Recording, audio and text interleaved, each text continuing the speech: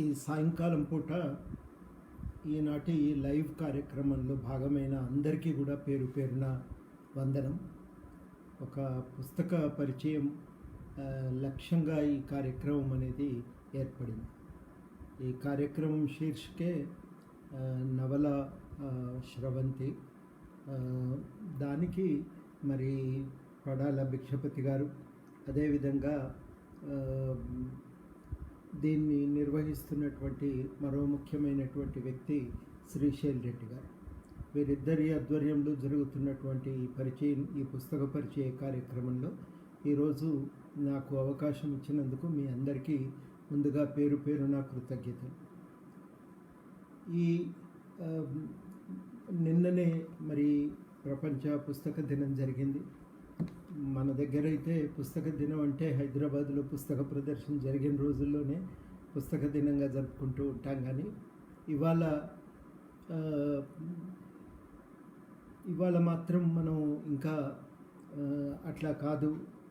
ఈ మన దగ్గర ఇది ప్రపంచవ్యాప్తంగా మాత్రం నిన్నటి దినమే ఈ పుస్తక పరిచయం జరిగింది. ఇది చాలా మంచి ప్రయత్నం. ఇది ఈ కరోనా కాలంలో ఒక సమిష్టి కార్యక్రమానికి అవకాశం లేదా అనేదే చాలామంది చాలా రోజులుగా మాట్లాడుకుంటూ ఉన్నారు. మాట్లాడుకుంటూ ఉండగా నిజంగా ఇట్లాంటి ఒక అవకాశం ఉంది అని చెప్పి నిర్ణయించుకోవటం, ఆ నిర్ణయం ప్రకారమే మనం మాట్లాడుకునే ప్రయత్నం చేస్తూ ఉన్నాం. ఇవాళ చాలా కీలకం ఏంటంటే, మనం ఈరోజు ఇది నవల స్రవంతి, కేవలం నవల్లే పరిచయం చేయాలి. కానీ నన్ను శ్రీశైల్ గారు అడిగినప్పుడు నేను జీన్ రీస్, అమర్త్య సేన్ గారు రాసిన అండ్ అన్సర్టన్ గ్లోరీ అనే పుస్తకం ఈ మధ్యన మళ్ళీ చదువుతూ ఉంటే, ఆ అన్సర్టన్ గ్లోరీ అనే పుస్తకాన్ని పరిచయం చేయాలని నిర్ణయం చేసుకోవటం జరిగింది. ఈ అన్సర్టన్ గ్లోరీ అనేది భారత ఆర్థిక సామాజిక పరిణామాల మీద ఒక వ్యాఖ్యానం లాంటిది. మీ అందరికీ తెలుసు, చాలా ఏళ్ళుగా అమర్త్య సేన్, జీన్ రీస్ వాళ్ళిద్దరు కూడా ఒక రకంగా ఆర్థికవేత్తలు. కానీ కేవలం ఆర్థిక రంగానికి సంబంధించిన అంశాల మీద మాత్రమే రాసిన వాళ్ళు కాదు. అమర్త్య సేన్ ఆర్థికవేత్తగా ఆయనకు నోబెల్ ప్రైజ్ వచ్చింది. కానీ అనేక తాత్వికపరమైన అంశాల మీద కూడా ఆయన రాసి ఉన్నాడు. ఆయన రాజకీయ అంశాల మీద కూడా చాలా వ్యాఖ్యానాలు చేసి ఉన్నాడు. ఇక జీన్ రీస్ ఇప్పుడు భారతదేశంలోనే, అమర్త్య సేన్ విద్యార్థి, ఆయన స్టూడెంటు. అమర్త్య సేన్ దగ్గర చదువుకోవటం మాత్రమే కాదు, ఆ తర్వాత ఆయన భారతదేశంలోకి వచ్చి ఇక్కడ స్థిరపడిపోయిండు. యూరోపియన్ అయినప్పటికీ భారతదేశంలో స్థిరపడిపోయి ఈ భారతదేశంలో ఆయన ఈ ఆర్థిక సామాజిక అంశాల మీద నిరంతరం కార్యాచరణ కొనసాగిస్తూ ఉన్నాడు. ఒక రకంగా చెప్పాలంటే ఆయన ఒక ఆర్థికవేత్త, ఒక సామాజిక కార్యకర్త. భారతదేశంలో రూరల్ ఎంప్లాయ్మెంట్ గ్యారంటీ చట్టం రావటంలో ఆయన చాలా క్రియాశీలక పాత్ర పోషించాడు.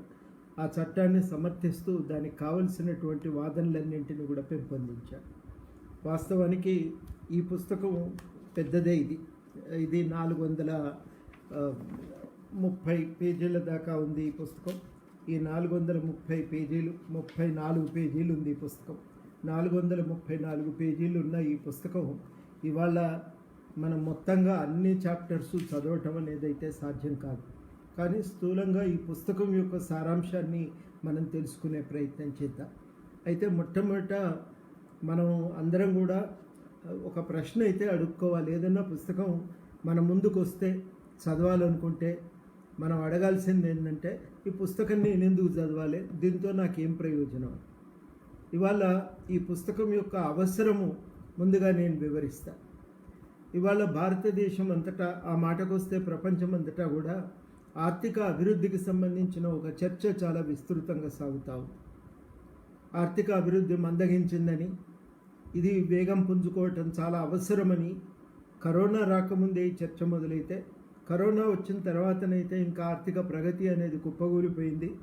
కుప్పగూలిపోయినటువంటి నేపథ్యంలో మళ్ళీ ప్రగతి ఎలా సాధ్యమవుతుంది, ఆర్థిక రంగం పుంజుకునేనా అనే చర్చ ఒకటి చాలా విరివిగా సాగుతూ ఉంది. ఈ చర్చలో ఎంతసేపటికి దృష్టి అంతా కూడా ఆర్థిక అభివృద్ధి గణాంకాలను పెంచుకోవటం అనేది ఒక ప్రధానమైనటువంటి లక్ష్యంగా ఉంది. మనమందరం కూడా గమనించాల్సింది ఏంటంటే ఆర్థిక రంగంలో సంబంధించినటువంటి ఈ చర్చలు సాధారణంగా ఎదుగుదలను ఎట్లా సాధించాలనేదే ఒక దృష్టికోణం, అందరి దృష్టికోణం కూడా దాని మీదే ఉంది. ఆర్థిక అభివృద్ధికి సంబంధించిన చర్చలో 2 పదాలను ఉపయోగిస్తూ ఉంటారు, గ్రోత్, డెవలప్మెంట్ అని. గ్రోత్ అంటేనేమో పెరుగుదల, డెవలప్మెంట్ అంటే అభివృద్ధి.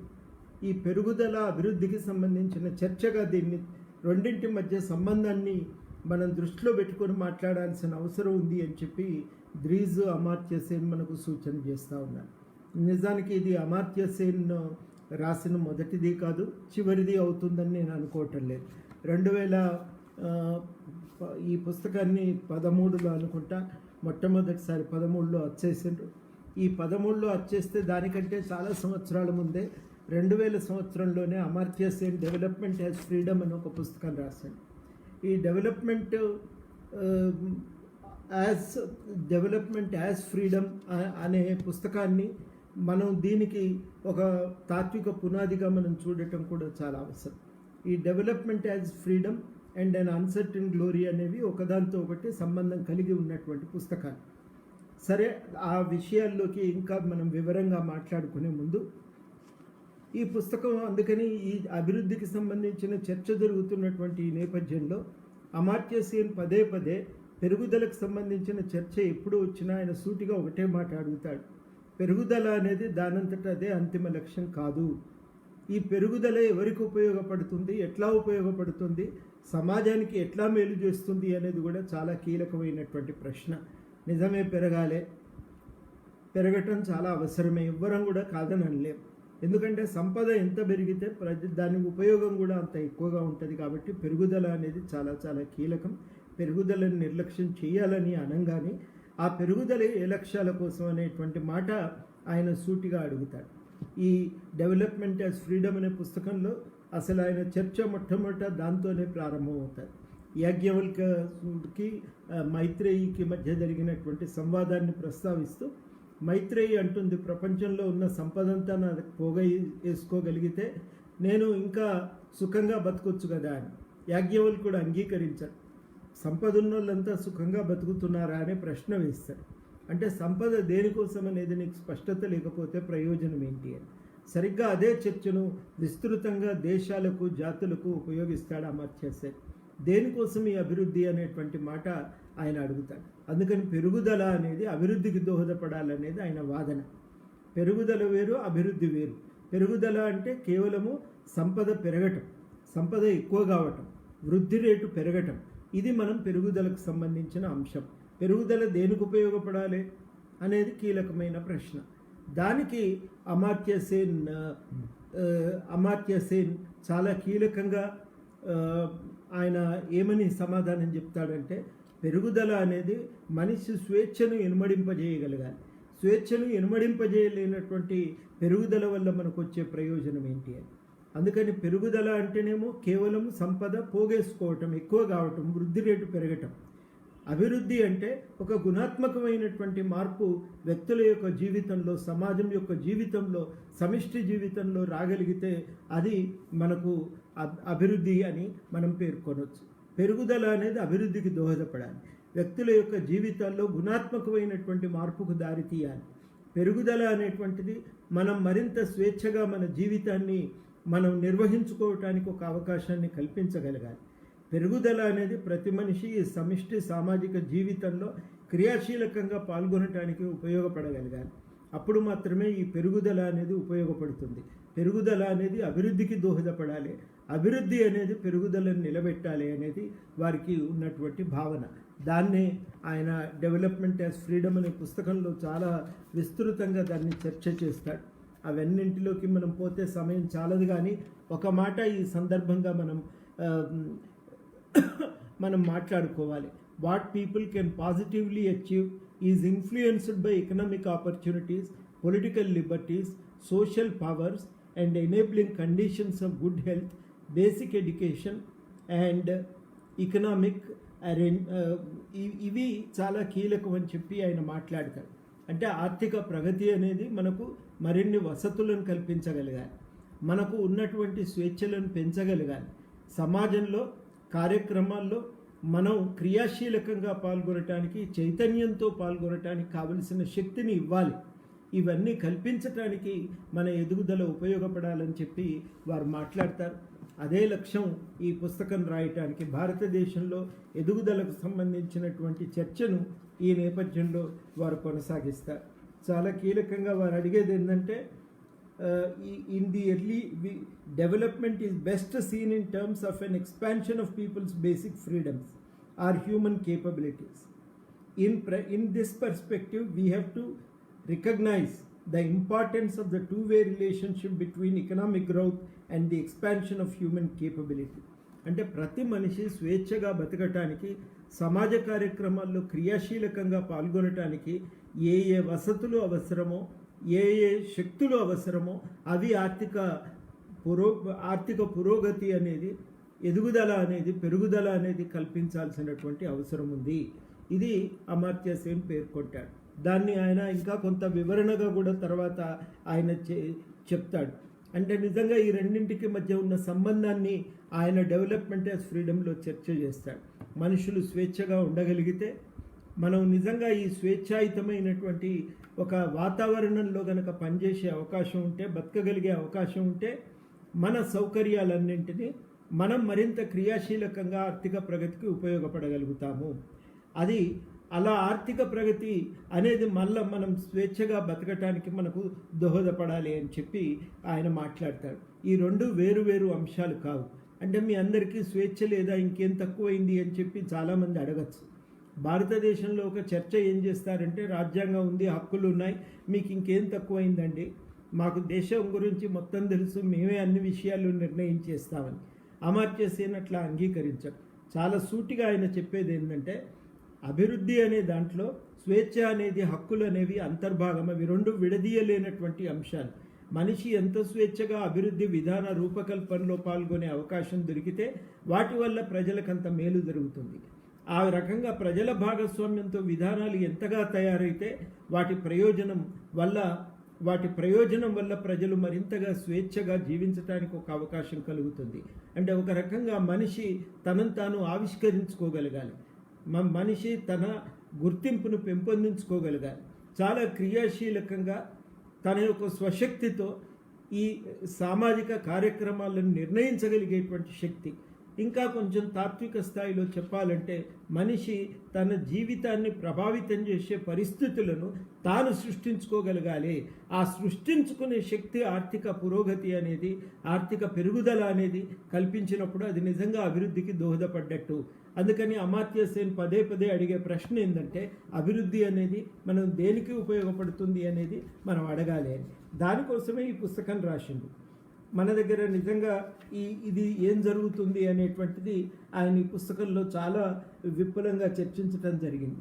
This book is to a great extent about how to make effective use of understanding of these interdependences on which progress of living standards and well being and ultimately also of the economic growth depend.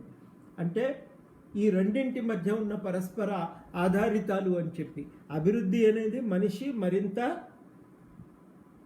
కేవలము అంటే సంపద కలిగి ఉండటమే కాదు, well being అంటే నిజంగా ఆయన మరింత వసతులతో ఆయన జీవించగలగాలి, ఆయన మరింత ఆరోగ్యంగా జీవించగలగాలి, మరింత చైతన్యంతో జీవించగలగాలి, తన కార్యక్రమాలను తాను నిర్వహించుకోగలిగేటువంటి జ్ఞానాన్ని కలిగి ఉండాలి, తనను తానుగా సమాజహిత కార్యక్రమాల్లో పాల్గొనటానికి కావలసిన చైతన్యాన్ని పొందగలగాలి. ఇవన్నీ చాలా కీలకం. తాను ఆరోగ్యంగా జీవిస్తూ ఈ క్రియాశీలకంగా ఈ కార్యక్రమాల్లో పాల్గొనటానికి కావలసిన వసతులు కూడా ఇంపార్టెంట్. అందుకని అమర్త్య సేన్ రెండు అంటాడు, మీ కార్యక్రమాలు చేయటానికి స్వేచ్ఛ ఎంత అవసరమో మనిషి ఆ కార్యక్రమాలు నిర్వహించగలగటానికి కావలసినటువంటి సౌకర్యాలు కూడా అంతే ముఖ్యము అని. సౌకర్యం అంటే విద్య లేకుండా ఏం పాల్గొనగలుగుతాం మనం ఏ కార్యక్రమాల్లోనైనా? మంచి ఆరోగ్యం లేకుండా సమాజంలో ఏ కార్యక్రమాల్లో పాల్గొనగలుగుతాం? 2 ఏళ్ల వరకు మనిషి సగం ఎదుగుతాడట. ఆయన జీవితకాలం అంతా జరిగే ఎదుగుదలలో మొదటి 2 ఏళ్లలోనే సగం జరిగిపోతుంది. ఆ 2 ఏళ్లలోనే కనుక ఆయనకు కావలసిన పౌష్టికాహారం కనుక దొరకకపోతే ఆ మనిషి ఆరోగ్యంగా ఎదగలేడు. ఎంత స్కూల్కు పంపినా, ఎంత చదువు చెప్పినా నేర్చుకోవటం సాధ్యం కాదు. అటువంటి వ్యక్తి క్రియాశీలకంగా ఎలా పాల్గొనగలుగుతాడు? ఈ వసతులు, ఈ స్వేచ్ఛలో ఒక భాగం. అవన్నీ కలిగి ఉండటం అనేది ఒక భాగం. పౌష్టికాహారం కలిగి ఉండటం, మంచి వైద్యం కలిగి ఉండటం, మంచి విద్య కలిగి ఉండటం, ఇవన్నీ ఒక భాగం. రెండోది ఏంటంటే తాను ఎన్నికల్లో పాల్గొనటం, తన అభిప్రాయం వ్యక్తం చేయగలగటం, ఇవన్నీ కూడా రెండో భాగం. ఈ రెండు వేరు ఏం కాదు, రెండు కూడా కలిసే ఉంటాయి, రెండు కూడా విడదీయరానటువంటి అంశాలే. కానీ స్వేచ్ఛ అనేది భాగస్వామ్యం పొందటానికి అవకాశం కల్పిస్తుంది. ఆ భాగస్వామ్యం సమర్థవంతంగా నిర్వహించడానికి కావలసిన సౌకర్యాలను కూడా కల్పిస్తుంది.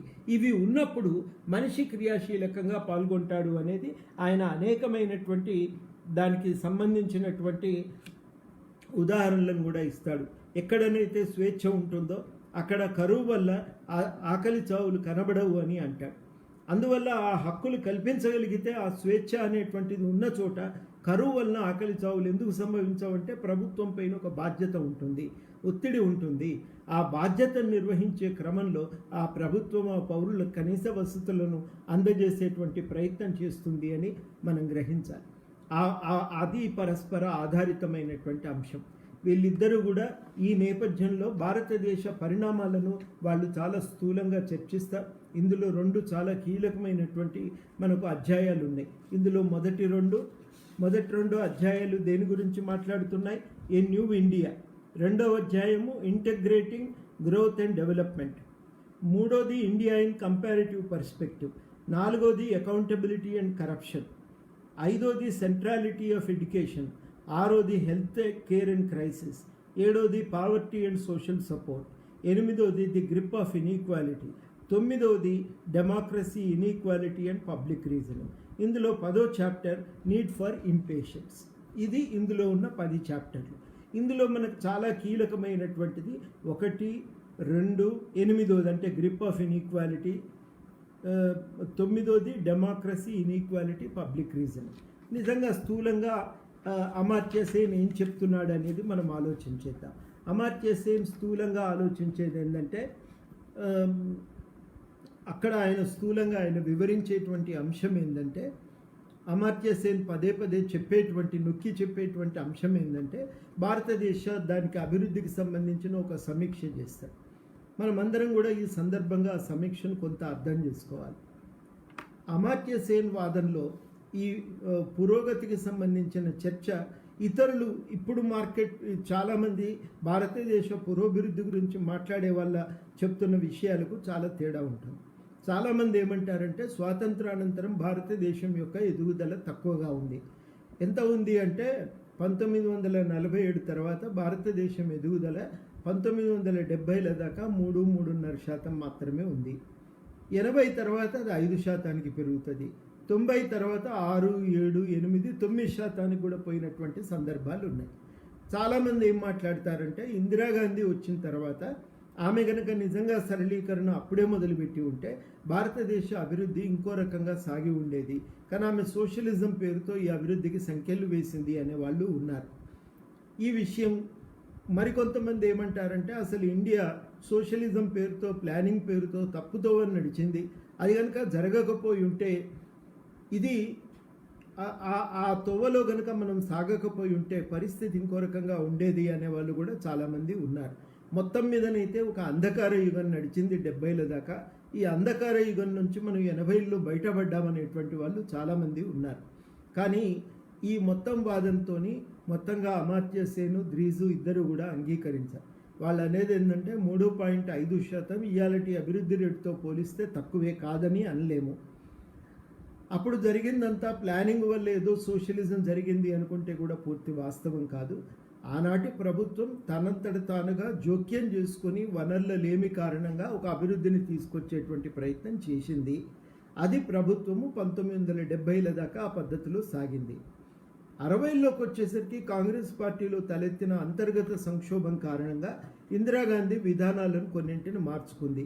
బ్యాంకుల జాతీయకరణ, భూముల పైన ఒక సీలింగ్ విధించటము, తర్వాత పబ్లిక్ రంగ సంస్థల్ని బలోపేతం చేయటం, ప్రైవేటు పెట్టుబడులపై నియంత్రణ, ఇట్లాంటి చర్యలు చాలా వేగవంతం చేసింది.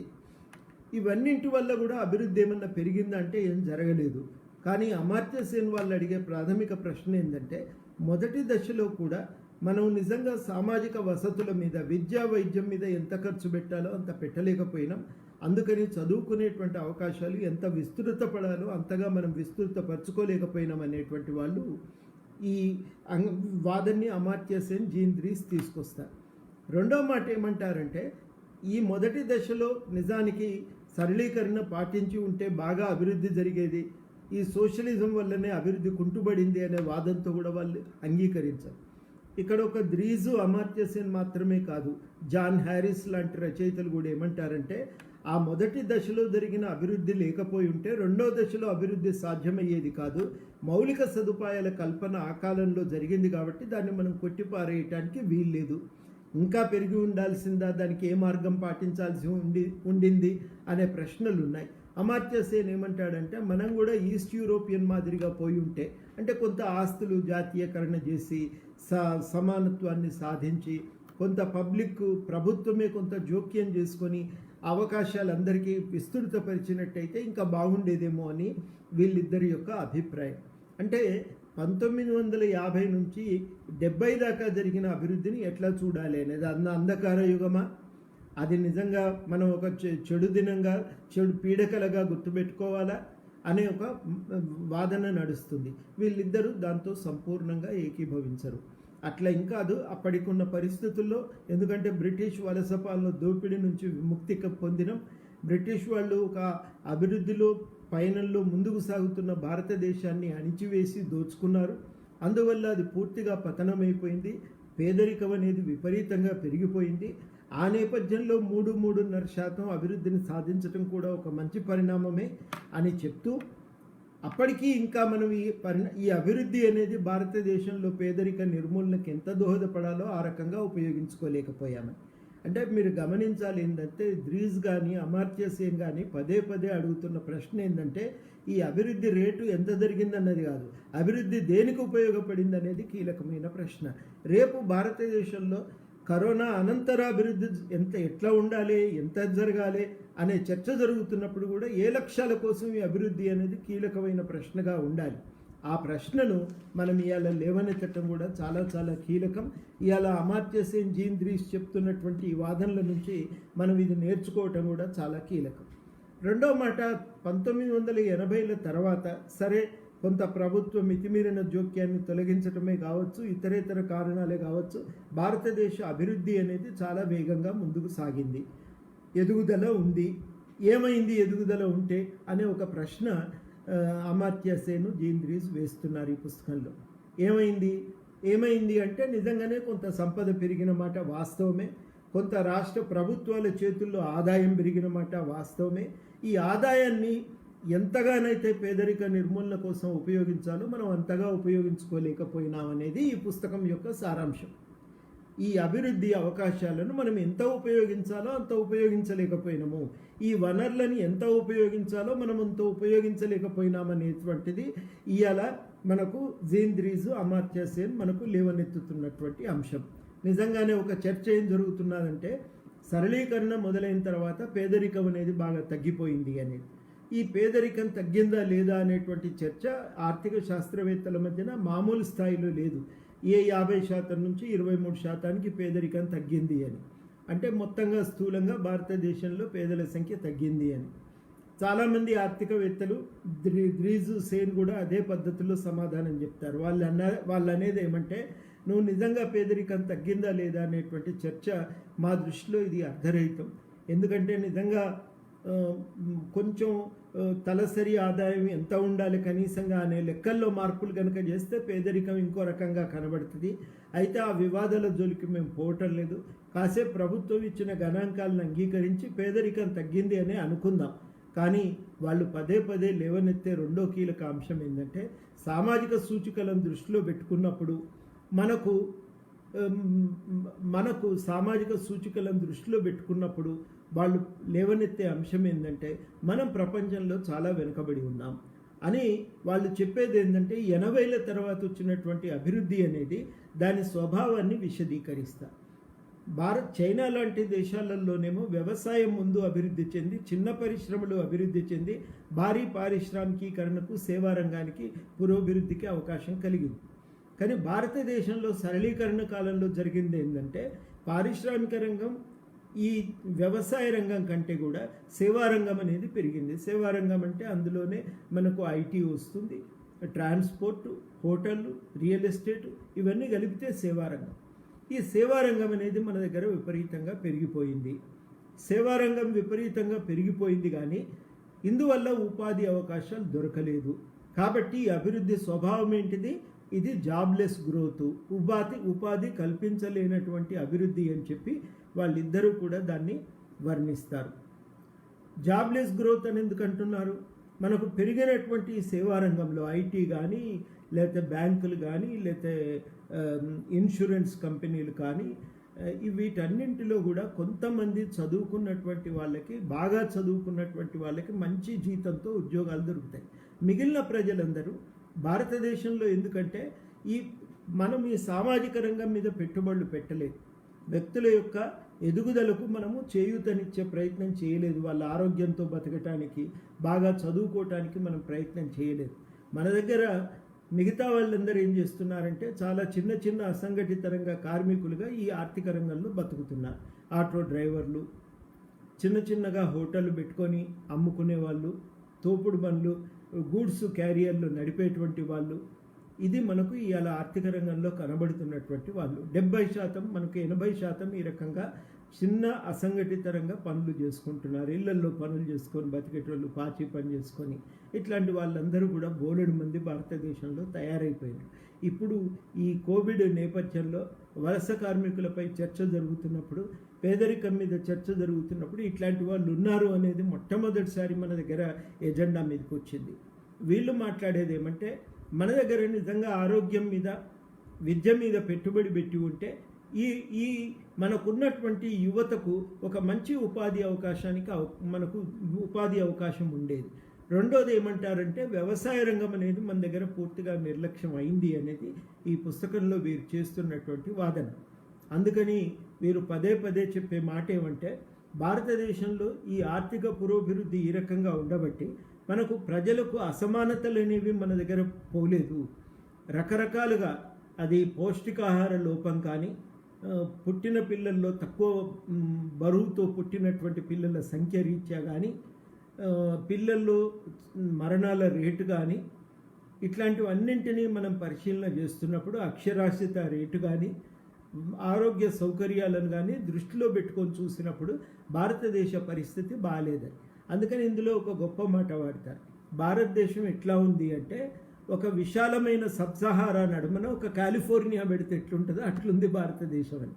అంటే మధ్యన అక్కడక్కడ సంపన్నమైనటువంటి, సంపద్వంతమైనటువంటి ప్రాంతాలు, సమూహాలు ఉంటాయి. విశాలమైనటువంటి ప్రాంతాల్లో పేదరికం అనేది మన దగ్గర చాలా చాలా విస్తృతమైనటువంటి స్థాయిలో కనబడతా ఉంది. ఇది చాలా కీలకం. కానీ భారతదేశానికి ఉండేటువంటి ఒక బలం ఏంటంటే, ఇక్కడ ఒక ప్రజాస్వామ్యం అనేది నిలదొక్కున్నది. ఒక రాజ్యాంగం అనేది మన దగ్గర రాసుకున్నాం. ఆ రాజ్యాంగం హక్కులు కల్పిస్తూ ఉన్నది. ఒక స్వేచ్ఛాయుతమైనటువంటి మీడియా ఉంది. మిగతా దేశాల్లో మాదిరిగా మన దగ్గర మిలిటరీ అధికారంలోని హస్తగతం చేసుకోలేదు. మిలిటరీ అధికారాన్ని హస్తగతం చేసుకొని మాట వాస్తవమే. ప్రజలకున్న హక్కులు ఉన్న ఒక రాజ్యాంగం గుర్తించినటువంటి మాట కూడా వాస్తవమే. రాజకీయాల్లో స్వేచ్ఛగా ప్రజలు ఓటు వేస్తున్నారు. అట్టడుగున్నటువంటి సమూహాల నుంచి కూడా మనకు నాయకులు ఎదుగుతున్నారు, గెలుస్తున్నారు. ఇవన్నీ కూడా కొన్ని కీలకమైనటువంటి పరిణామాలు అని వాటన్నింటిని కూడా గుర్తు చేశారు. కానీ వారు చెప్పేది ఏమంటే, ఇయాలటి ఆర్థిక అభివృద్ధి అనేది నిజంగా ప్రజలందరి అవసరాలను తీర్చాలంటే మనము ఈ రాజకీయాల్లో ఏ అంశాలనైతే చర్చకు తీసుకురావాలో ఆ చర్చకు తీసుకురావాల్సినటువంటి ఈ చర్చకు తీసుకురావాల్సినటువంటి అంశము ఇవి చాలా కీలకంగా మనం ఇవాళ దృష్టి పెట్టాల్సి ఉంది అని అన్నాడు. అంటే ఇక్కడ అంబేద్కర్ను వారు ప్రస్తావిస్తారు. అంబేద్కర్ ఎడ్యుకేట్, ఎజిటేట్, ఆర్గనైజ్ అంటారు. బోధించు, సమీకరించు, సంఘటితంగా ఆందోళన చేయాలి. ఇది మనం చేయాల్సినటువంటి పని. మనం నిజంగా ఈ రాజకీయాల్లో ఇక్కడ వాళ్ళు చేస్తున్న కీలకమైన సందేశం ఏంటంటే, ఫ్రీ మీడియా ఉన్నమాట వాస్తవమే, కానీ భారతదేశంలో జరుగుతున్నటువంటి చర్చలు ఇందులో చాలా చాలా కీలకమైనటువంటి అనేకమైనటువంటి అంశాలను ఇవి చర్చలో నుంచి బయటికి నెట్టేస్తున్నాయి, చర్చలోకి రాకుండా చూస్తున్నాయి అనేటువంటి మాట ఒకటి వారు ప్రస్తావిస్తారు. ఉదాహరణకి కరెంటు పోతే మనం విపరీతంగా చర్చ చేస్తాం, అసలే కరెంటు లేని వాళ్ళ గురించి మనం మాట్లాడం. ఇట్లాంటివి ఇంట్లో కూర్చొని చాలామంది సినీ తారలు వాళ్ళు ఇల్లు ఉడుస్తున్నారు, బోళ్ళు కడుగుతున్నారు, అవి రోజంతా సినిమాల్లో టీవీల్లో బోలెడు సార్లు చూపిస్తూ ఉంటారు. కానీ 100 కిలోమీటర్లు నడవటం చేత ఒక స్త్రీ గర్భస్రావం జరిగింది అనేటువంటి విషయము చర్చలోకి రాదు. ఇగో ఇట్లాంటివి చాలా అంశాలు మన మీడియా వాటిని పూర్తిగా రాకుండా చేసేస్తున్నది, చర్చలోకి పరిగణలోనికి తీసుకోవటం లేదు అనేటువంటి మాట వారు మాట్లాడతారు. రెండోది ఏంటంటే, సామాజిక జీవితంలో కరడుగట్టినటువంటి అసమానతలు ఉన్నాయి. ఇప్పటికీ కూడా కులం కానీ ఆర్థిక సంపద కానీ ఇవన్నీ కూడా కొంతమందికి బలమైనటువంటి అధికారాన్ని ఇస్తున్నాయి, మిగతా ప్రజలకు దానికి పాల్గొనటానికి కావలసినటువంటి శక్తిని ఇవ్వటం లేదు అనేది వీళ్ళందరూ కూడా గుర్తిస్తున్నారు. ఇక్కడ చాలా కీలకం. మనుషులు మేము చాలాసార్లు ఈ ఫెమినిస్టు మూమెంటు వాదులతో మేము అప్పుడప్పుడే కొత్తగా సామాజిక కార్యకర్తలుగా ఎదుగుతున్నటువంటి రోజుల్లో చర్చ చేసేది. నిజానికి ఇదంతా ఏం మాట్లాడతారండి, ఆడవాళ్ళకు స్వేచ్ఛ లేదని, చాలామంది స్వేచ్ఛగానే ఉన్నారు కదా అని వండుతూనే ఉన్నారు. కూరలు ఏం వండాలని నిర్ణయించేది కూడా వాళ్ళే కదా సార్, ఇంత జరుగుతుండగా మీరు ఎందుకు ఇట్లా మాట్లాడుతున్నారు అంటే, చూసి ఒకరోజు మహిళావాదులందరూ మాతో ఏమన్నారంటే, ఏం వండాలో నిర్ణయించే అధికారం ఉన్నట్టు వండకూడదని నిర్ణయించే అధికారం కూడా మాకుందా అంటే, వండకూడదని నిర్ణయించే అధికారం ఉందని చెప్తే మేము మీతో చర్చ చేయమని అన్నారు. అంటే ఇంక అప్పుడు మాకు వాస్తవానికి సమస్య ఏందనేది అర్థమైంది. అంటే ఎజెండాను సెట్ చేసే దగ్గర, రాజకీయ ఎజెండాను నిర్ణయించేటువంటి దగ్గర, ఆ చర్చ యొక్క ఏ అంశాలు మనం దాంట్లో కీలక అంశాలుగా ఉండాలనేటువంటి నిర్ణయించే దగ్గర మనకు అవకాశం అనేది లేనప్పుడు ఈ రాజకీయాల్లో భాగస్వామ్యం అనేది పెంపొందించుకోవటం సాధ్యం కాదు. మనం ఈ సమాజ పురోభివృద్ధికి కావలసిన మార్గనిర్దేశన చేయటం సాధ్యం కాదు. అందుకని అమార్త్య సేన్ డ్రీజ్ వాళ్ళు చెప్పే రెండో మాట ఏంటంటే, మన దగ్గర ఈ ఆర్థిక విధానాల రూపకల్పనలో ప్రజల భాగస్వామ్యం ఉండటం లేదు అనేది చాలా కీలక అంశాలుగా ఉన్నాయి. చాలా చిన్న విషయమే, కోవిడ్ నిర్మూలన కోసం ఏం చేయాలి అనేది నిజానికి ఇందులో అనేక విధానాలు పేద ప్రజలకు సంబంధించినవి. ఆ విధానాల రూపకల్పనలో వాళ్ళతో మాట్లాడవచ్చు, వాళ్ళని భాగస్వామ్యం చేయొచ్చు. వాళ్ళ యొక్క చర్చ ద్వారా, వాళ్ళ యొక్క భాగస్వామ్యంతో మనం చాలా విషయాలు మనం నిర్ణయం చేయటానికి అవకాశం అనేది ఉంది. కానీ ఆ చిన్న విషయంలో కూడా మనం భాగస్వామ్యం కల్పించేటువంటి ప్రయత్నం కూడా మనం చేయటం లేదు. ఈ భాగస్వామ్యం కల్పించడానికి మనమందరం కూడా సీరియస్గా ప్రయత్నం చేయాలి. డ్రీజ్ పదే వాదించేటువంటి అంశం, సేను డ్రీజ్ కలిపి పదే వాదించేటువంటి అంశం ఏమిటంటే, ఇవాళ మనం చాలా కీలకంగా వారు లేవనెత్తుతున్న అంశం ఏంటంటే, అంబేద్కర్ చెప్పినట్టు మనం ఒక పద్ధతిని ఎంచుకొని ఈ అంశాలన్నింటినీ ఎజెండా మీదకి తీసుకురావడానికి ప్రయత్నం చేయాలి. తప్పనిసరిగా భారతదేశంలో సామాజిక ఉద్యమాలకు వెసులుబాటు ఉంది, రాజకీయ ఆందోళనలకు వెసులుబాటు ఉంది, రాజకీయ కార్యకలాపాలు స్వేచ్ఛగా జరుపుకోవటానికి కొంత అవకాశం ఉంది. దీన్ని మనము చాలా జాగ్రత్తగా ఉపయోగించుకోగలగాలి. ఆ ఉపయోగించుకునే ప్రయత్నం మనం చేయటం లేదనేటువంటి ఒక మాట వారు లేవనెత్తుతారు. మనం చెయ్యాలి. చేసినప్పుడు ఈ విద్యా వైద్యం అనేవి అన్నీ కూడా మనం ఎజెండా మీదకి తేగలుగుతాం కదా. పేదరిక నిర్మూలనకు కావలసినటువంటి కార్యకలాపాలు, ఇలా విద్య చాలా అవసరం, వ్యక్తి వికాసానికి తోడ్పడుతుంది. దానికి సంబంధించిన చర్చను మనం ఎజెండా మీదకి తేగలం కదా. వైద్యానికి సంబంధించిన అంశాలను మనం చర్చ మీదకి తేవచ్చు కదా అనేది వారి వాదన. అదేవిధంగా పేదరిక నిర్మూలన కార్యక్రమాల రూపకల్పన అనేది ఎట్లా ఉండాలి అనే దాంట్లో కూడా మనం ఒక భాగస్వామ్యం తీసుకోవచ్చు కదా అనేటువంటి మాట వారు లేవనెత్తుతారు. చాలా చిన్న విషయమే, కానీ ఇప్పుడు వైద్యానికి సంబంధించి కోవిడ్ నిర్మూలనకు సంబంధించిన చర్చలో చాలా వరకు ఒక వేదికను మొత్తంగా కూడా ప్రభుత్వము కానీ ఎవరు కానీ దాంట్లో ఒక భాగస్వామ్యం అనేది వాళ్ళు పూర్తిగా కోల్పోయినాం మనం. ఎందుకంటే అనేక జిల్లాల్లో కనీసం వైద్య పరీక్షల కోసమైనా మనం వెసులుబాటు కల్పించవచ్చు, ఎమర్జెన్సీ సందర్భాల్లో ట్రీట్మెంట్ కోసం ఒక వెసులుబాటు కల్పించవచ్చు. ఇవాళ లేవా అంటే సదుపాయాలు అయితే ఉన్నాయి, కానీ వాటిని నడిపేటువంటి ప్రయత్నం అనేది మన దగ్గర జరగటం లేదు. ఈ వైద్య సంస్థల్ని మనం ఎట్లా నడపాలి, ఆరోగ్య విధానం అనేది మన దగ్గర ఎట్లుండాలి, ప్రజారోగ్య విధానం అనేది అనే విషయం పైన మనం ఎజెండా మీదకి తేలేమా అనేది వారు మాట్లాడుతున్నటువంటి అంశం. ఒక్క మాటలో చెప్పాలంటే అభివృద్ధి అనేది ఎదుగుదల అనేది అభివృద్ధికి దారితీయాలి. అంటే ఒక గుణాత్మకమైనటువంటి మార్పు, మనిషి జీవితం అనేది ఇంకా బాగుపడాలి, తన శక్తిని ఉపయోగించుకోగలగాలి. ఇది మనకి వాళ్ళు చేయాల్సినటువంటి అవసరం ఉంది. ఈ విషయాలు దానికదే ప్రభుత్వం గుర్తించి చేస్తుందని చెప్పి మనం అనుకోవద్దు. తప్పనిసరిగా మనం చెప్పాల్సింది ఏంటంటే, ఈ సందర్భంగా మనం చేయాల్సింది ఏంటంటే, ఈ అంశాలను క్రియాశీలకంగా మనం చర్చలోకి తేవటానికి ఒక ప్రయత్నం చేయాలి అనేది ఇవాళ ద్రీజు సేన్ వాళ్ళు ఈ పుస్తకం ద్వారా వాదిస్తున్నటువంటి అంశం. అందుకోసం కావలసినటువంటి ఒక సమాచారాన్ని అంతటినీ కూడా వారు మన ముందు తీసుకొచ్చి పెట్టారు. మధ్యలో ఉన్న అనేకమైనటువంటి చాప్టర్స్ దీంట్లో పేదరికం మీద కానీ, విద్య మీద కానీ, వైద్యం మీద కానీ మనకు నిజంగా కూడా ఒక చర్చ నిర్వహించడానికి కావలసినటువంటి సమాచారం అంతటిని కూడా తీసుకొచ్చి వాళ్ళ చాలా సీరియస్గా మన దగ్గర వాళ్ళు మన ముందు తీసుకొచ్చి పెడుతున్నారు. దాన్ని మనం ఇలా ఆలోచన చేయాల్సినటువంటి అవసరం ఉంది. చాలా పెద్ద అంశాలు, ఉదాహరణకి ప్రాథమిక విద్య ఎట్లా ఉంది, నిజంగా ప్రభుత్వ వసతులే తక్కువగా ఉన్నాయి, వాటిని మనం ఇవాళ ఏం చేయొచ్చు, పాలన అనేటువంటిది బాధ్యతారహితంగా సాగిపోతుంది, పరిపాలనా రంగంలో బాధ్యతను పెంపొందించడానికి మనం ఏం చేయొచ్చు, అదేవిధంగా మనకు వైద్య రంగం అనే దానికి సంబంధించిన అంశాల్లో ఇండికేటర్స్ ఏమున్నాయి, మనకు ఇమ్యునైజేషన్ బంగ్లాదేశ్ కంటే చాలా అంశాల్లో మనం వెనుకబడిపోతూ ఉన్నాం, ఈ ఆరోగ్య రంగాన్ని మనం ఎట్లా పెంపొందించుకోవచ్చు అనేటువంటి అనేక అంశాలు దీంట్లో వారు రాయటం జరిగింది.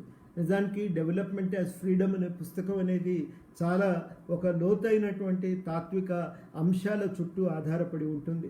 మామూలుగా అందరం అయితే దాన్ని చదవలేము. కొంత ఫిలాసఫీ బ్యాక్గ్రౌండ్ ఉంటే, లేకపోతే కొంత ఆ చర్చతో కొంత పరిచయం కనుక ఉంటే తప్పనిసరిగా మీరు మొదటి 2 చాప్టర్స్ డెవలప్మెంట్ యాజ్ ఫ్రీడమ్ అనే పుస్తకంలో కూడా మీరు చదవటం కష్టమేం కాదు. కొంచెం ఇబ్బంది పడ్డా కానీ మొత్తానికి దాన్ని మనం చదువుకోవటానికి అవకాశం ఉంది. కానీ ఏన్ అన్సర్టన్ గ్లోరీ అనేది ఇది సాధారణమైనటువంటి రీడర్స్ కోసం రాసినటువంటిదే. ఎవరైనా నిజానికి ఇట్లాంటి పుస్తకాన్ని తెలుగులోకి తీసుకొచ్చి అచ్చేసి ఉంటే చాలా ఉపయోగంగా ఉండేది. ఇవాళ చాలా కీలకంగా ఇవాళ మనం ఈ అన్సర్టన్ గ్లోరీ నుంచి మనం నేర్చుకోవాల్సింది ఏంటంటే, రేపు కోవిడ్ తదనంతరం ఒక చర్చ మళ్ళీ మొదలవుతుంది. భారతదేశ ఆర్థిక పెరుగుదలను పెంచడానికి ఏం చేయాలి అనేది. ఈ చర్చ జరిగినప్పుడు ఈ పెరుగుదల ఎవరి కోసం జరగాలి, ఎట్లా జరగాలనేటువంటి ఒక చర్చను మనం తీసుకురాగలమా అనేదే ఇవాళ మనం సీరియస్గా ఆలోచించాలి. అట్లా తీసుకురావాలి అనుకుంటే అన్సర్టన్ గ్లోరీ అనేది తప్పనిసరిగా ఒక కరదీపికగా పనిచేస్తుంది. నిజానికి ఇవాళ ఈ ఒక్క పుస్తకమే కాదు, అండ్ అన్సర్టన్ గ్లోరీ ఒకటే కాదు, ఇంకా మీరు చూస్తే జాన్ హ్యారిస్ వాళ్ళు రాసిన India politics, economy and society అనే పుస్తకంలో ఒక 3-4 చాప్టర్లు ఆర్థిక రంగ పరిణామాల మీద చాలా విపులంగా వాళ్ళు రాయటం జరిగింది. అది కూడా ఇట్లాంటి దానికి ఉపయోగపడుతుంది. ఈ మధ్యనే మన నోబెల్ బహుమతి గెలుచుకున్నటువంటి భారతదేశ ఆర్థికవేత్త రాసిన పుస్తకం ఒకటి ఉంది. దాంట్లో కూడా మనకు చాలా కీలకమైందంటే, దాంట్లో కూడా మనకు ఈ ఆర్థిక అభివృద్ధికి సంబంధించిన అంశాల మీద రాసి ఉంది. చాలా కీలకమైందంటే ప్రభుత్వము ఒక పాత్ర తీసుకోవాలి. ఆర్థిక అభివృద్ధి రావటం చాలా అవసరం, పురోగతి చాలా అవసరం. పురోగతి అందరికీ చెందాలి, అందరికీ ప్రయోజనాలు దక్కాలి అనేది ఒక లక్ష్యం అనేది ఆర్థిక పురోగతికి ఉండటం చాలా చాలా అవసరం. ఆ లక్ష్యం అనేది దానంతట అదే ఎజెండా మీదకి రాదు. అది ప్రజలు ఎంత బలంగా ఎజెండా మీదకి తేగలిగితే లాభం అంతగా ఉంటుంది అనేది వారు అమర్త్య సేన్ డెవలప్మెంట్ యాజ్ ఫ్రీడమ్లో కూడా చెప్తారు. ఎంత మేరకు మనం సాధించగలుగుతాం అనేక అంశాల మీద ఆధారపడి ఉంటుంది. ఆ, చాలా కీలకం ఏంటంటే అది ప్రజల యొక్క చైతన్య స్థాయి, ఆ ప్రభుత్వం కల్పించేటువంటి హక్కులు, వాళ్ళ కోసం నిలబడి మాట్లాడగలిగేటువంటి వాళ్ళు, ఇవన్నీ కూడా దాంట్లో చాలా చాలా కీలకం. The institutional arrangements for these are influenced by the exercise of people's freedoms and through liberty to participate in social choice and in the making of public decisions. మనం ఎంతగా సంఘటితంగా దీంట్లో పాల్గొనగలమనే దాన్ని బట్టి ఈ అభివృద్ధి అనేది నిర్ణయం అవుతుంది.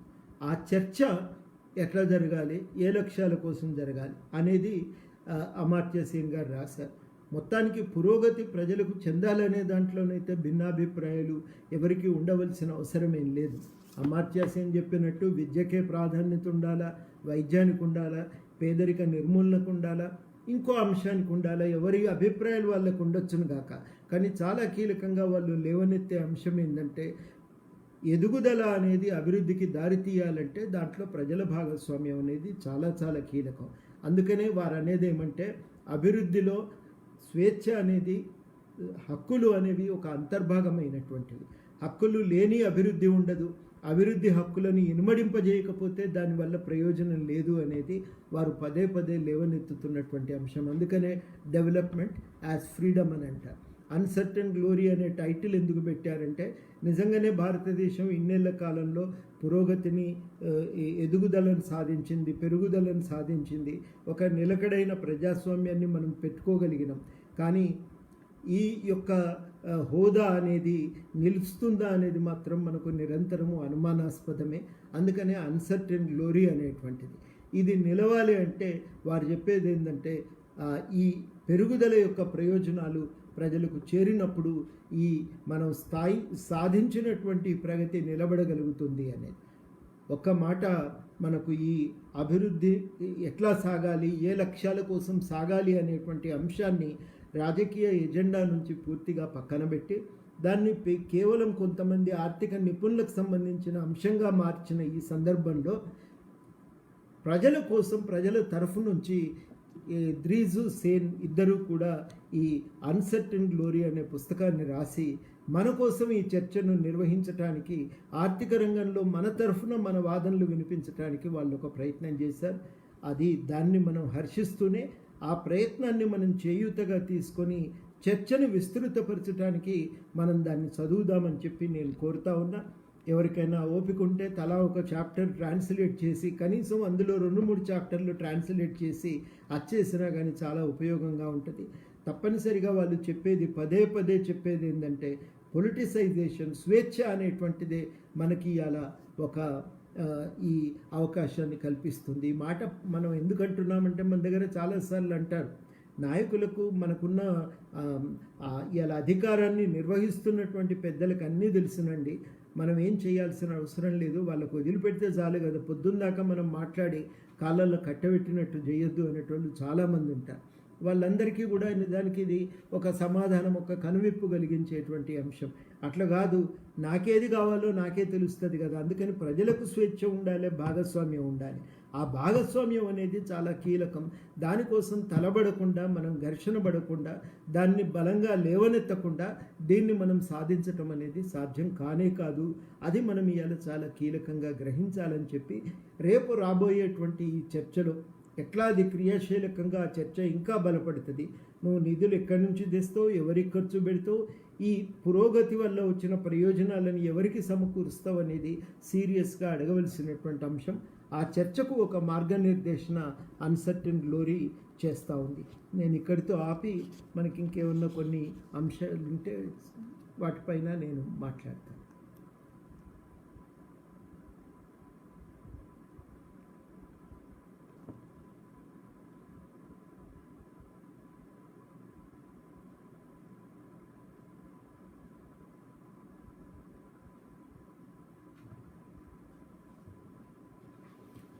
చాలామంది అడుగుతున్నారు, ప్రభుత్వ వ్యతిరేక ప్రజా వ్యతిరేక విధానాల మీద మీరు ఉద్యమం చేస్తారని.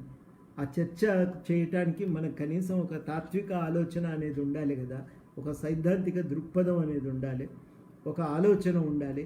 ఆ ఆలోచనల గురించి ఇట్లా మంచి రచయితలు రాసిన విషయాలు మనం దృష్టిలో పెట్టుకుంటే కొంత లాభం జరుగుతుంది.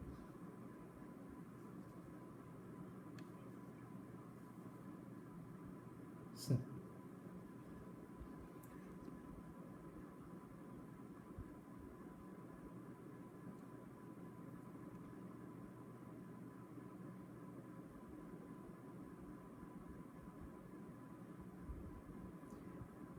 ఇక్కడ ఒక మాట ఏమంటున్నారంటే, మనమేమంతా తక్కువేం చేయలేదు కదా, మనకింతవరకు చరిత్రలో బాగానే ఉంది కదా అని. లేదని ఎవరు అంటలేరు, ఉంది, సాధించినాం. అందుకనే పుస్తకం టైటిల్ కూడా అన్సర్టెన్ గ్లోరీ అని పెట్టారు. అన్సర్టెన్ గ్లోరీ అని ఎందుకు పెట్టిండ్రంటే, నిజంగానే కొంత మనం పురోగతి ఉంది, ఒక హోదా ఉంది, సంపాదించుకోగలిగినాం ఇప్పటి వరకు అభివృద్ధి వల్ల, నిలకడైన ప్రజాస్వామ్యం వల్ల. అంతా బాగలేదు అని చెప్పి అంటే కూడా తప్పు. అన్నీ అయిపోయాయి, చాలా మనం ఒక స్వర్ణయుగంలో చేరుకున్నామన్నా కానీ మనకి ఇబ్బంది. ఈ పురోభివృద్ధి అనేది, ఈ పురోగతి అనేది, ఈ ఎదుగుదల అనేది ప్రజలకు ఇంకా చేరాలి. మన దగ్గర కూడా నిరక్షరాస్యతను తగ్గించడానికి, అందరికీ వైద్య సౌకర్యాలు అందించడానికి, అందరికీ పోషకాహారాన్ని అందించడానికి ఈ ఎదుగుదల అనేది మనకు ఉపయోగపడాలి. అది మనుషుల జీవితాన్ని బాగు చేయగలగాలి. వాళ్ళు మరింత సుభిక్షంగా జీవించేటువంటి పరిస్థితులు కావాలనేది ఉంటుంది. అది మనం ఇలా ఆలోచించాలని చెప్పి నేను కోరుతా ఉన్నా. ఈ పేదరిక నిర్మూలన, మన పురోగతి వల్ల మనకు వచ్చిన సంపద పేదరిక నిర్మూలనకు ఉపయోగించాలంటే ఏం జరగవలసి ఉంటుంది అనేది మనకి ఇవాళ ప్రశ్న. ద్రీజు సేన్ వాళ్ళు చెప్తున్నది ఏం జరగలేదని కాదు, చాలా జరిగింది. కానీ చాలా కీలకం ఏంటంటే, మనం ఏ లక్ష్యాల కోసం ఈ పెరుగుదల సాధించడం అనే విషయంలో మనకు స్పష్టత లేకుండా పోయింది. అందుకని పేదరిక నిర్మూలన మీద మనం దృష్టి పెట్టలేకపోతున్నాము అనేది వారి ఒక వాదన.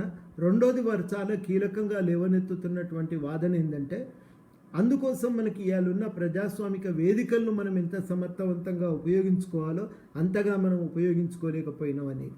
కాబట్టి చర్చ ఏమీ లేదని కాదు, ఇక్కడి నుంచి ముందుకు ప్రయాణం ఎటువైపు పోతామనేది చాలా కీలకమైన ప్రశ్న. ప్రతి తరము, ప్రతి సమయంలోనూ మనం ఈ ప్రశ్న అడగవలసి ఉంటుంది. ఇక్కడి నుంచి మన ప్రయాణం ఎటుపోతుంది అనేది మనం ఎవరికో వదిలిపెట్టే విషయం కాదు ఇది. ఇందులో ప్రతి మనిషి భాగస్వామ్యం కావాలి, ప్రతి పౌరుడు భాగస్వామ్యం కావాలి.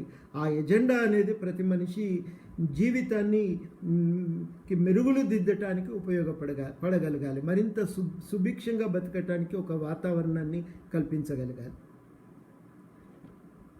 Reduction of poverty is one thing and income distribution is quite different. Ours is a jobless growth, GDP growth at high rate of employment, high rate than employment rate. ఇది వాస్తవమే. పావర్టీ రిడక్షన్ అనేది income distribution ద్వారా చేయొచ్చు, ఇతర పద్ధతుల్లో కూడా చేయొచ్చు. కానీ పావర్టీ, పేదరిక నిర్మూలన అనేది తప్పనిసరిగా ఒక లక్ష్యంగానైతే ఉండటం చాలా అవసరం. Trade-off between development, which is generally interpreted in economic terms, and freedom, liberty is false trade-off. వాస్తవమే అది. అంటే ఈ డెవలప్మెంట్ ఆఫ్ ఫ్రీడమ్ అనేటువంటి దాని మధ్యన మామూలుగా తెలుగులో ఎట్లా చెప్పాలంటే,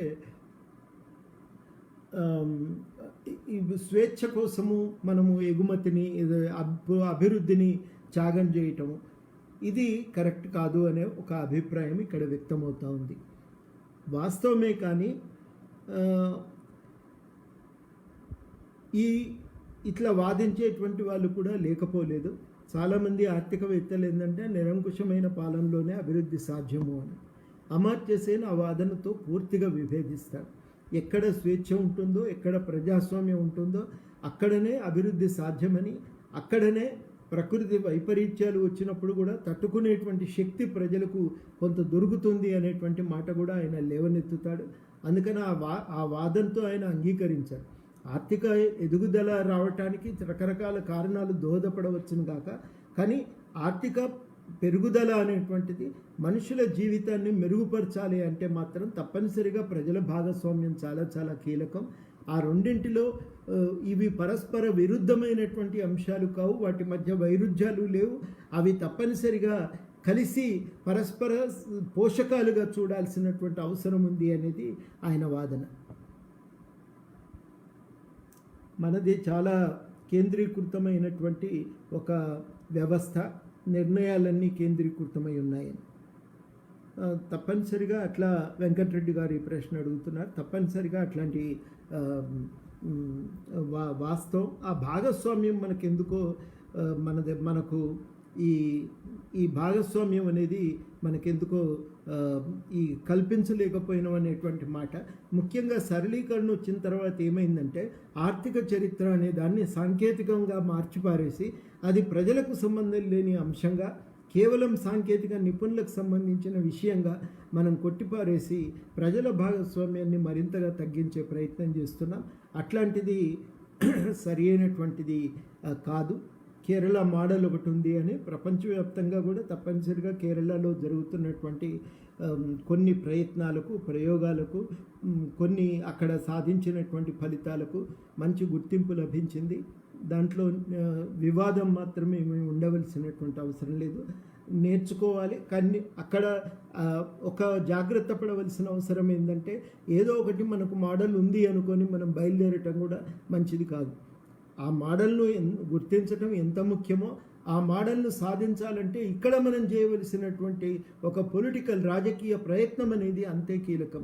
ఆ భాగస్వామ్యాన్ని, ప్రజలను ఆ చర్చలో భాగస్వామ్యం చేయటానికి కావలసినటువంటి ఆ అంబేద్కర్ నడిచిన మార్గం పదే పదే ఇద్దరు రచయితలు కూడా చెప్తూ ఉంటారు. ఎడ్యుకేట్, ఆ చైతన్యపరచడానికి మనం ఇక్కడ చేయవలసిన ప్రయత్నం అనేది చాలా చాలా కీలకం అని చెప్పి నేను భావిస్తా ఉన్నా. సివి గారు, the unholy nexus between corporates, media and political parties and commercial interest make it very difficult for them to be objective and dispassionate. 100% వాస్తవమే ఇది. దాంట్లో వాస్తవానికి ఏంటంటే ఆ మీడియాకు దానికి అయ్యేటువంటి పెట్టుబడి వ్యయం పెరుగుతున్న కొద్దీ తగ్గట్టుగా ఆదాయం సంపాదించుకోవాలంటే చాలా విషయాల్లో ప్రభుత్వంతో రాజీపడి అడ్వర్టైజ్మెంట్స్ని తెచ్చుకోవాల్సిన పరిస్థితి ఏర్పడుతుంది. అదేవిధంగా జరుగుతున్న రెండో పరిణామం ఏంటంటే పెద్ద కార్పొరేట్ కంపెనీల అడ్వర్టైజ్మెంట్ల కోసం ఆధారపడవలసి వస్తుంది. దానివల్ల చాలా విషయాలను ధైర్యంగా మనం చేయవలసినటువంటి ప్రయత్నం చేయలేకపోతున్నామని, మీడియా చేయలేకపోతుందని. అదృష్టం కొద్ది ఏంటంటే ఈ ఇంటర్నెట్ వచ్చి సోషల్ మీడియా అనేది మనకు ఒకటి అందుబాటులో ఉంది. మనం చాలా గుడ్ మార్నింగ్, గుడ్ ఈవినింగ్లు మాత్రమే కాక సోషల్ మీడియాలో చాలా కీలక అంశాలను మనం చర్చలోకి తీసుకురావచ్చు. అది మనం చేయాల్సినటువంటి పని. ఇప్పుడు ఉదాహరణకి చాలా చిన్న విషయమే, ఇంతమంది వలస కార్మికులు ఉన్నారు, రాష్ట్రంలో 7.5 లక్షలు ఉన్నారనేది ప్రభుత్వం అధికారికంగా ప్రకటించింది. అది కాదు, ఇంకా ఎక్కువే ఉంటారని చెప్పి కొన్ని మీడియాలో వచ్చిన కథనం. మొత్తం కలిపి 11 లక్షలు, 10 లక్షల పైనే ఉంటారనేటువంటిది కథనం. ఇక్కడ చాలా కీలకమైన అంశం ఏంటంటే 11 లక్షలు ఉంటారనేది వాస్తవమైతే ప్రభుత్వం అన్న కోర్టుకి ఏం చెప్పిందంటే రాష్ట్రంలో ఉన్నటువంటి వాళ్ళు 3.5 లక్షలే, మేము 2 లక్షల మందికి వసతులు కల్పించినామని. మిగిలిన వాళ్ళు ఎక్కడ పోయినరు? కనీసం మనం సోషల్ మీడియా ద్వారా ఎక్కడి వాళ్ళం అక్కడ ఇట్లాంటివి అనేకమైనటువంటి అంశాలను వెలుగులోకి తెచ్చేటువంటి ప్రయత్నం. కోర్టు ఒక తీర్పు ఇచ్చినప్పుడు ఆ తీర్పును మనం విస్తృతంగా వ్యాప్తి చేసేటువంటి ప్రయత్నం. ఇవి మనం అందరం కూడా చేయటానికి ఒక అవకాశం ఉంది. తప్పనిసరిగా ఆ ప్రయత్నం అనేది జరగాలి. రోజు కనీసము ఒక 20-30 ఛానళ్ళు ఆర్థిక ఈ పెరుగుదలకు సంబంధించిన అంశాల గురించి మాట్లాడుతున్నప్పుడు మనం మిగతా అంశాల గురించి సోషల్ మీడియా ద్వారా మనం చర్చించేటువంటి ప్రయత్నం మనం చేయటం అనేది ఒక బాధ్యతగా పెట్టుకోవాలి. ఆ బాధ్యతను అందరం కూడా సీరియస్గా, ఇవాళ మనం ఏ మీడియా ఉండబట్టి మనం ఇట్లా మాట్లాడుకోగలుగుతున్నాం. మనం ఒకరికొకరము ముఖాముఖిన లేకపోయినప్పటికీ కూడా ఇగో ఈ చిన్న ఇంటర్నెట్, ఈ తీగ సంబంధమైన మనం ఇలా కలుసుకోవటానికి, మాట్లాడుకోవటానికి ఒక వేదికనైతే ఏర్పాటు చేసింది కదా. ఈ వేదిక అనే దాన్ని మనం చాలా సీరియస్గానే ఉపయోగించుకునే ప్రయత్నం చేద్దామని అందరికీ కూడా నేను విజ్ఞప్తి చేస్తున్నాను. We have many political groups. Bhargav గారు అడుగుతున్న ప్రశ్న, in Telangana who reject the possibility and significance of using democratic space. Hmm, మీరు చెప్తున్న దాంతో ఏకీభవిస్తూ నేను ఒక ఆ, రెండు మాటలు నేను జోడించదలుచుకున్నా. మొదటిది ఏంటంటే, ఎన్ని ఉన్నప్పటికీ కూడా కొంత కలిసి పనిచేసే ప్రయత్నం అయితే అన్ని పక్షాలు చేస్తూనే ఉన్నాయి. అందులో ఏదో ఒకటి బలపడి నిలదొక్కుకోవటం అనేది చాలా కీలకమవుతుంది. కానీ రెండోది చాలా కీలకం ఏంటంటే, భార్గవ్ గారు, స్పేస్ అనేదే తగ్గిపోతూ ఉంది.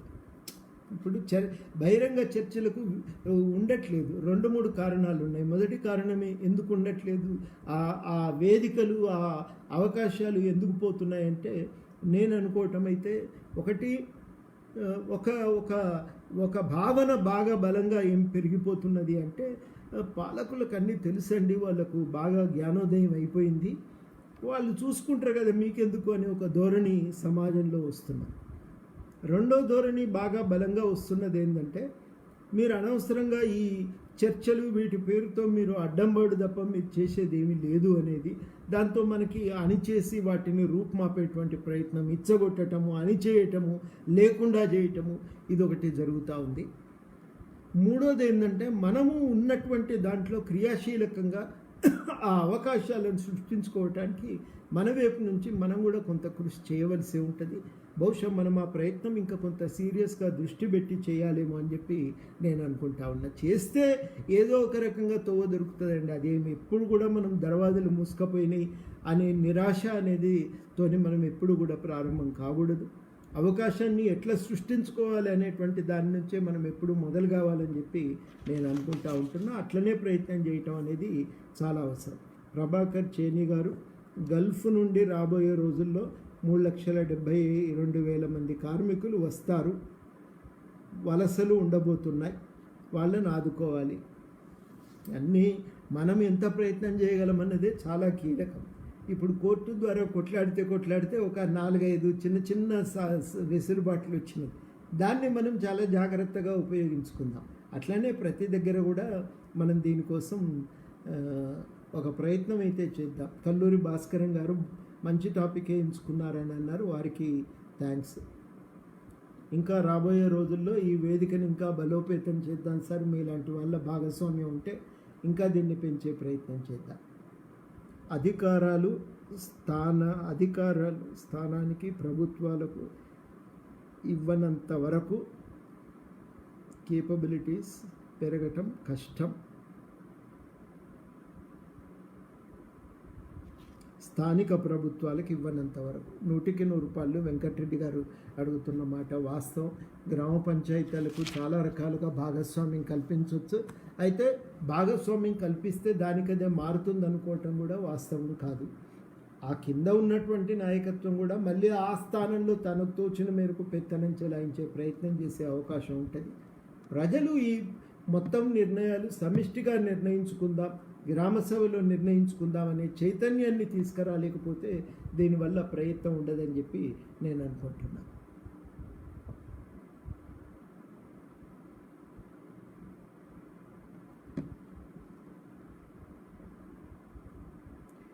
తెలంగాణ నిరుద్యోగ నిరసనకు చర్యలు ఏమైనా ఉన్నాయా అని సత్తుపల్లి నుంచి కొందరు జనసమితి కార్యకర్తలు అడుగుతున్నారు. అవన్నీ మళ్ళీ మనం తర్వాత ఒకసారి మాట్లాడుకుందాం. ఇప్పటికీ ఈ చర్చ ఉద్దేశం ఏంటంటే, ఈ పుస్తకాన్ని పరిచయం చేయటం. ఈ పుస్తకం ద్వారా ఇప్పుడు మనం కొంత మన కర్తవ్యం గురించి మాట్లాడుకునే అవకాశం దొరికిన లక్ష్యం అనేది రాజకీయ కార్యకలాపాలకు సంబంధించిన చర్చను మరొకసారి పెట్టుకుందాం. వ్యవసాయ రంగం అభివృద్ధి చెందితేనే బలపడతాం. రైతులకు ప్రోత్సాహకాలు ఇచ్చి యువ రైతులకు ఫుడ్ ప్రాసెసింగ్ యూనిట్స్ అవి కృష్ణారెడ్డి గారు సామల వారు అడుగుతున్నారు ఈ ప్రశ్న. తప్పనిసరిగా వ్యవసాయ రంగమే ప్రాతిపదిక కావాలి.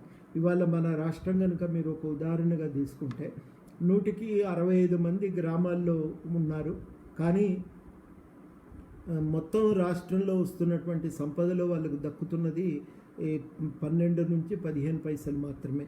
అంటే 12 నుంచి 15% మాత్రమే వాళ్ళకు దక్కుతున్నది. ఈ విపరీతమైనటువంటి తారతమ్యాల వల్ల ఇలా గ్రామాలు బాగా వెనుకబడిపోయి ఉన్నాయనేది 100% వాస్తవం. అయితే గ్రామీణాభివృద్ధికి సంబంధించిన చర్చలో 2 భిన్నమైనటువంటి పరస్పర వైరుధ్యమైనటువంటి అంశాలు ముందుకు వస్తూ ఉన్నాయి. ఒకటేమిటంటే ఒకటేమిటంటే ఈ మొత్తం ఒక సాంకేతిక పరిజ్ఞానాన్ని పెంపొందించుకుంటే చాలననేటువంటి వాళ్ళు ఇట్లాంటి చర్చ ప్రభుత్వంలో బాగా బలంగా ఉన్నది. కానీ ఒక సంస్థాగత నిర్మాణంలో మార్పులు రావాలన్న అంశంపైన చర్చ జరగటం లేదు.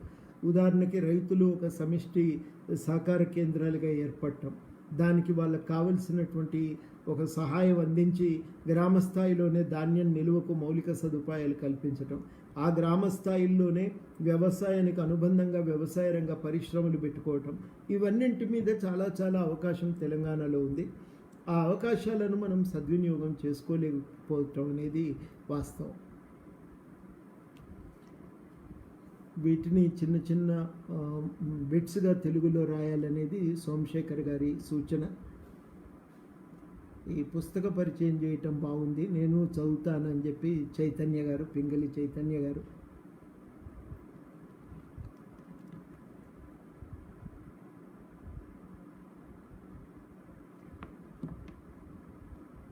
ఇది ఒక చిన్న ప్రయత్నం మాత్రమే. ఇంకొక మాట, రమేష్ ముదిరాజు గారు వలస కార్మికులను వారి స్వస్థలాలకు పంపితే ఇబ్బంది వచ్చేది కాదు కదా అని చాలామంది విజ్ఞప్తి చేస్తూ ఉన్నారు. తెలంగాణలో పుస్తక విజ్ఞానాన్ని పెంచడానికి ప్రయత్నం చేయాలి. అందరికి కూడా మరి బహుశా నిర్వాహకులు ఇచ్చిన సమయం అయితే 10 గంటల వరకే.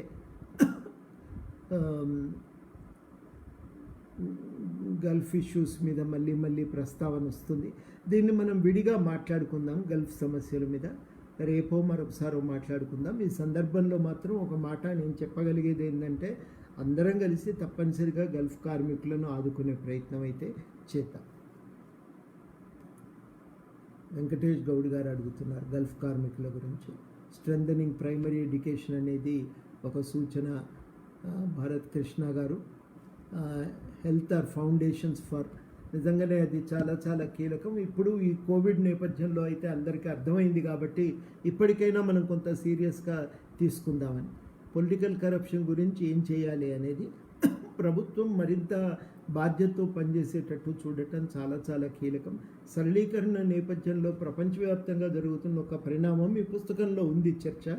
నేను వివరాలు పోవటం లేదు, కానీ ఒక పరిణామం ఏంటంటే ప్రభుత్వ అధికారాన్ని స్వప్రయోజనాల కోసం వాడుకునే ఒక ఒక ఒక పద్ధతి అనేది చాలా బలపడతా ఉంది. ఆ నేపథ్యంలోనే ఈ అధికారం అనేది ప్రజల కోసం కాదు, ఇది సమిష్టి ప్రయోజనాల కోసమే ఉపయోగపడాలి. ఇది ప్రజలు ఎదుర్కొంటున్న సమస్యలు ఇవి అనేది మనం బలంగా లేవనెత్తటం అనేది చాలా చాలా కీలకమైనటువంటి అంశంగా పరిణమించనుంది.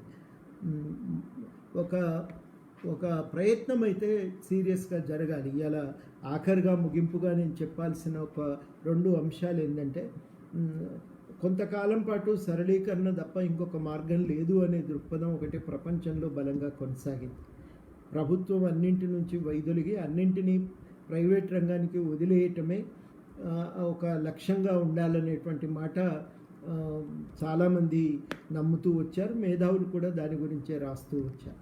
కానీ అమర్త్య సేన్ లాంటి వాళ్ళు ఇంకా చాలామంది కూడా ఈ యొక్క వాదనతోని సంపూర్ణంగా ఏకీభవించట్లేదు. ఇటీవల కాలంలో చాలామంది రచయితలు ఒక ప్రత్యామ్నాయం అనేది ఇంకొకటి ఏమీ లేదు సరళీకరణ తప్ప అనే వాదనతో ఎవరు అంగీకరించటం లేదు. ఇవాళ సమాజంలో ఉన్న పేదరిక నిర్మూలనకు, అసమానతల నిర్మూలనకు, ప్రజలందరికీ కూడా సమాన అవకాశాలను కల్పించడానికి ప్రభుత్వం తప్పనిసరిగా ఒక పాత్ర పోషించాలి అనేటువంటి మాట వాళ్ళందరూ కూడా మాట్లాడుతూ ఉన్నారు. నిజానికి ఇందులో అమర్త్య సేన్ ద్రీజ్ ఒకటే కాదు, ఇంకా చాలామంది రచయితలు కూడా ఈ మధ్యకాలంలో చాలా విస్తృతంగా వీటిపై రాస్తూ ఉన్నారు. కాబట్టి మనం ఈ పుస్తకాలను ఇంకా కొంత పరిచయం చేయటానికి, పాపులరైజ్ చేయటానికి మరింతగా ప్రయత్నం చేయాలని చెప్పి నేను ఈ సందర్భంగా సూచిస్తూ, కరోనా అనంతర తెలంగాణ ఎట్లా ఉంటుంది అని ఆదాయాలు పడిపోయినాయి. ఇదివరకట్లాగా మరి ప్రభుత్వం ఏవో కొన్ని పథకాలు ప్రకటించటం, ఆర్భాటంగా వాటిని అమలు చేసే ప్రయత్నం చేయటం, ఇవన్నీ కూడా మరి ఇప్పుడు భవిష్యత్తులో అయితే సాధ్యం కాదు.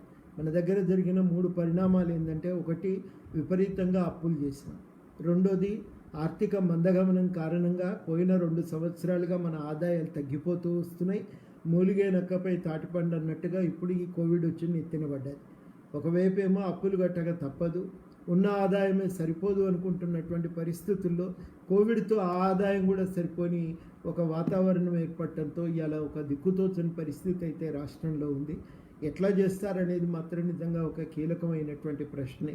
దానికి తోడు విపరీతంగా ఒక కాంట్రాక్టర్ల ఇంకో ప్రాజెక్టులు వీటిని కల్పించటం అనేది ఒక ప్రధాన లక్ష్యంగా రాష్ట్ర ఆర్థిక విధానాలు సాగుతూ వచ్చినాయి.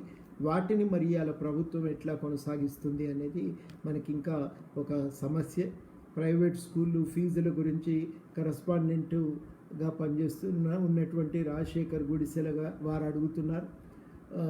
డ్యూ ఫీజు ఇవన్నీ మరి ఇప్పుడు అయితే అయ్యేవి కావు. తప్పనిసరిగా వీటి గురించి మనం మాట్లాడదాం, కానీ ఇది సందర్భం కాదు. తప్పనిసరిగా మాట్లాడదాం కలిసినప్పుడు. పోలీసుల్లో ప్రజలని కొట్టడం కరెక్ట్ అంటారా? ఇట్లాంటిది ఇప్పుడు మొత్తంగా కూడా కరోనాలో లాక్డౌన్ అనేది ఒకానొక పద్ధతి మాత్రమే. లాక్డౌన్ని ఎక్కువ సంపూర్ణం చేసేసరికి ఏమవుతుందంటే పోలీసుల భాగస్వామ్యమే ప్రధానమైపోయింది. అందువల్ల ఇది కేవలం అంతిమంగా చాలా అంశాలు లా అండ్ ఆర్డర్ ప్రాబ్లంగా మారిపోయినాయి కాబట్టి ఇవాళ ఈ సమస్యలు మనకు తలెత్తుతున్నాయి. నిజంగా కూడా ఈ చర్చ మళ్ళీ మనం రేపో ఎల్లుండో లైవ్ పెట్టుకుందాం. ఇతర కార్యక్రమాలకు సంబంధించిన చర్చ, ఇప్పుడు కరోనాకు సంబంధించిన చర్చను మళ్ళీ మనం విడిగా జరుపుకుందాం. ఈ వేదిక అనేది నవలా స్రవంతి వారు మనకు కల్పించినటువంటి అవకాశం. దాన్ని ఆడికే పరిమితం చేయటం మనందరి బాధ్యత. ఆయన అన్సర్టన్ గ్లోరీ అనేటువంటి పుస్తకాన్ని అందరూ తప్పనిసరిగా చదవాలని, మరి కల్లూరు భాస్కరన్ గారు కొంత చొరవ తీసుకొని ఇందులో 3-4 అధ్యాయాలైన వారు తెలుగులో చేయించి ఓ చిన్న పుస్తకంగా రావాలని చెప్పి వారికి సందర్భంగా విజ్ఞప్తి చేస్తూ, నాకు ఈ అవకాశం ఇచ్చిన మీ అందరికీ కూడా పేరు పేరున కృతజ్ఞతలతో సెలవు.